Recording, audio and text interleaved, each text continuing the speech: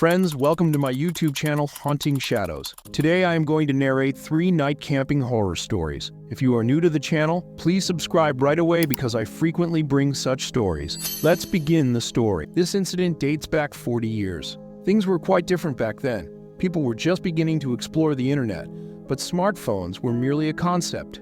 Services like Google Maps didn't exist, so people relied on paper maps, asking locals, or using their own knowledge to find their way. I did something similar once, in a forest in Germany called the Black Forest, nestled in its beautiful valley. I decided to go hiking. I had heard many inspiring hunting stories about that forest and wanted to experience it myself. Before going there, I did thorough research about the forest, the weather conditions, wildlife history, any restrictions, and particularly understood the map of the area. This was so I could be well prepared with essential items for staying there and for hunting. I was very eager to go there and hunt, so I didn't forget to bring my hunting rifle, bullets, a hunting knife, a compass for direction, a first aid kit, and a map. I also packed costumes suitable for forest conditions and waterproof boots. I had also stocked some food and drink items that would be useful throughout my trip. Before leaving, I did one more wise thing. I informed my friends where I was going and when I would return. It was important so that if there was an emergency and I didn't return, someone would know where to find me. I prepared my backpack, put it in the car, and set off towards the Black Forest. The forest was dense, but as I had researched, it wasn't dangerous.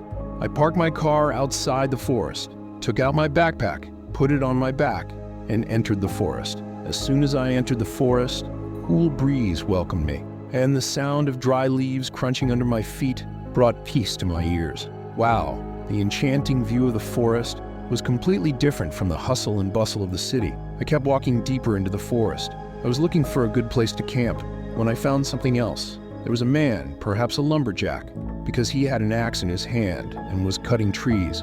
I approached him and saw that he was a very tall and broad man. Looking at him, it seemed like he hadn't bathed or changed clothes in years. His hair was very long and tangled, with patches missing in places. His unkempt beard made his face look very fierce, and there was a strong stench emanating from his body. When he saw me, he stopped his work and started staring at me, gripping his axe. I was scared to see him, but I didn't let my fear show. If I had shown fear and run away, he might have thrown his axe and hit me. So I smiled at him and said, "How are you?" But he didn't respond. He just kept staring at me. I quietly walked away from there. When I looked back after walking a bit, he was still standing there staring at me. Anyway, I moved away from there and found a nice clean place with a small pond in front of it. A little further away from that pond, there was another tent set up where a young couple was staying. I also found a good clean place and set up my tent. Then I bathed in that pond, and after that, I made tea and started drinking it. The sun had already set.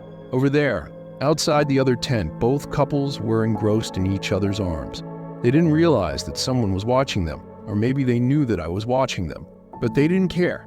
I went to the edge of that pond and sat on a rock and started catching fish with a fishing rod. My luck was good. I caught 4 fish. After that, I quickly made a fire and fried the fish in a frying pan. I kept 2 fish for myself. Now I had 2 extra fish. So I thought, why not bring the fish for that couple? So I put 2 fish in a plate and walked towards their tent.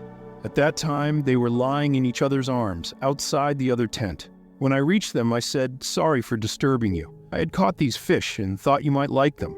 They smiled at me and the girl said, "No thank you, mister. We have plenty of food. Please go." Their behavior was very arrogant. I brought the plate and fish back and ate a full meal. After that, I went inside my tent and lay down. But that couple started going to the pond to bathe, and they were making a lot of noise. But what could I do? I closed my eyes and tried to sleep.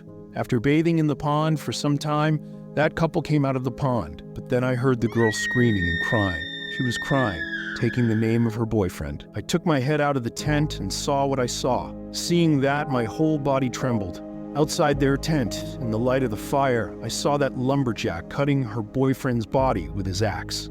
At that moment, the girl ran towards my tent. But the lumberjack threw his axe with all his might towards that girl, and the axe went into her head, and she fell dead on the ground, just a little away from my tent. Now that lumberjack came towards that girl to take his axe, which had fallen near my tent. I had sensed that he would come to retrieve his axe, and if he saw me, he would surely kill me. Without wasting any time, I quietly stepped out of my tent and sneaked away, hiding behind a tree. The lumberjack reached the girl, pulled his axe out from her head, and then went towards my tent. He tore apart my tent, but it was empty. He looked around, and luckily for me, he went off in the other direction in search of me. Without any delay, I ran in the opposite direction. After running for a while, I reached the highway outside the forest. By chance, I saw a car passing by, and I signaled it to stop. I took a lift from the driver and reached Kalv, a town in Germany, where I informed the sheriff about the forest and the horrifying incident that had occurred there. The sheriff, along with his team, headed towards the forest. I didn't know what was going to happen to those policemen, but I knew that I was fortunate to have escaped the lumberjack's axe. Story 2. My name is Daniel. This story is from my college days. In college, I had 4 close friends. We were all in our final year, and after that, we were going to different colleges for further studies. So before parting ways, we all decided to go camping one last time. We went to a dense forest about 200 kilometers away from our city. The forest was lush green, often visited by campers, so there was no danger from any wildlife. The atmosphere was peaceful, with beautiful valleys and the sound of a cool flowing river. Such scenes are rarely seen in the city, where pollution has affected our senses of smell and hearing. After lunch, we were standing outside the forest. From there, about 500 to 600 meters inside the forest, we found a good location. We walked there and set up camp near the riverbank. A short distance away, there were 2 tents where a family was staying. They had 2 boys aged around 9 and 10. Their mother was sitting outside the tent with their 2-year-old daughter in her lap, while their father was playing in the river with the boys. I was starting a fire outside my tent while my 3 friends were collecting firewood nearby. After some time, we lit the fire, started playing cards, and began drinking beer. As evening approached and the sun began to set, my 3 friends stood up and went for a walk in the jungle. I just wanted to relax, so I stayed back. On the other side, another family was camping. The lady was sitting outside her tent, cradling her 2-year-old daughter. Her husband and 2 sons had gone for a walk in the jungle. As I mentioned before, the forest was safe, so there was no danger from any wild animals. Even at night, it was safe to wander there. It was getting dark, and my friends hadn't returned yet. I felt like smoking a cigarette, but when I checked my bag, I realized the cigarette pack was left in the car. Without delay, I got up and headed towards my car. There was no network in the forest, so I couldn't contact my friends. After walking for about 15 minutes, I reached my car. As soon as I took out my keys to unlock the car, I heard a voice behind me saying, "Who are you?" I turned around and saw a man standing behind me in ragged, dirty clothes. His clothes were filthy, and his teeth were yellow, with tangled hair.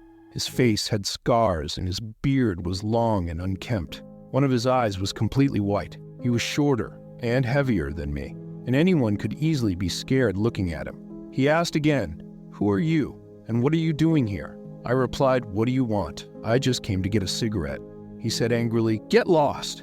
This is not your father's place." I said, Okay, I just came to get a cigarette, and I'll leave." Saying this, I immediately opened the door of my car and sat inside. He kept muttering something as I drove away. I lit a cigarette and started smoking. I took out my phone from my pocket, but there was some network in my phone.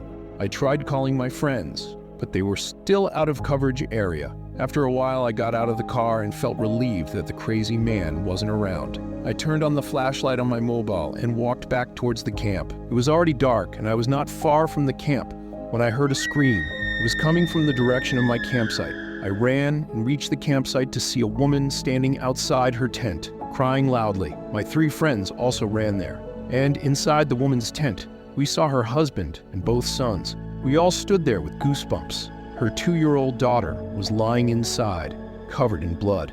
Her clothes were torn and her body had bite marks all over, as if some animal had attacked her. Her husband picked up their daughter's lifeless body and told us that his wife had gone to the toilet for a while, leaving their daughter sleeping inside the tent. When she heard the girl crying, she returned immediately and found her daughter dead. I told everyone that I had seen a crazy man in the jungle earlier, and maybe he was responsible for this. We all quickly left the jungle and went to the police to report the incident. That night, the police conducted a search operation in the forest, but they didn't find any trace of that man. Who knows where he went or whom he will prey upon next? Maybe he preys only on the weak and small children. Who knows? Story 3. My name is Peter, my wife's name is Stella, and this story is from our honeymoon about 8 years ago. At that time, Stella and I had gone to Switzerland for a trip. One evening, we were staying in a hotel near a national park. The hotel staff told us about a beautiful location about 20 kilometers away. It had a large lake surrounded by beautiful forests. We hired a car for the night and also rented some essential camping equipment. When we reached the location, it was already evening. Stella was a bit scared, as it was a new place, wondering if there was any danger. I reassured her that if there was any danger, why would the hotel staff recommend this place to us? We parked our car by the roadside and walked about 500 meters into the forest. When we reached the shore of the lake, we saw some boys and girls playing nearby. We set up our tent close to them and started enjoying the beautiful scenery in front of us. As soon as it got dark, the group of boys and girls left, and we were completely alone. We had brought packed food for dinner, so we quickly finished eating and then sat outside the tent, lighting a fire. We were enjoying the peaceful atmosphere with the reflection of the stars in the water of the lake. The sound of crickets in my ears felt good for the first time. It was a very romantic atmosphere. Stella leaned towards me and kissed me on the lips. But then we heard a girl's scream full of pain. Both of our heads immediately turned towards the direction from which the sound was coming. Sometimes the girl would say, "No, no, please," and at other times she would say, "Please, let me go."